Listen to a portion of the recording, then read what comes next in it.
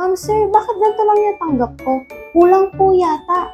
Ma'am sir, wala po yata sa parcel yung ibang ingredients. Ma'am sir, kulang po yata yung components na nailagay niyo sa aming parcel. Hi guys! Isang paalala po para sa lahat. Mahalaga po na basahin ng maigi ang instruction na nakalagay sa aming kits. Para po sa mga nagtataka, hindi po kulang ang ingredients o components na aming pinapadala sa inyo.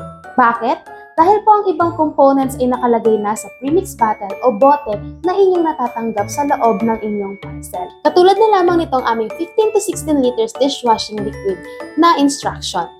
Nakalagay dito at nakasaad kung ano-ano ang nilalaman ng aming DWL premix bottle. Same with our other DIY kits. Ang ibang components po ay nakalagay na sa aming premix bottle. Again po, nakalagay na po ito sa aming premix bottle. Maigi lamang pong basahin ang aming instruction na nakalagay sa likod ng aming DIY kits dahil doon po ay maayos naming ini-explain ang lahat. Laging tandaan, mas maayos at quality ang magagawa nating do-it-yourself cleaning kits kung maayos nating binabasa at iniintindi ang instruction. Thank you guys!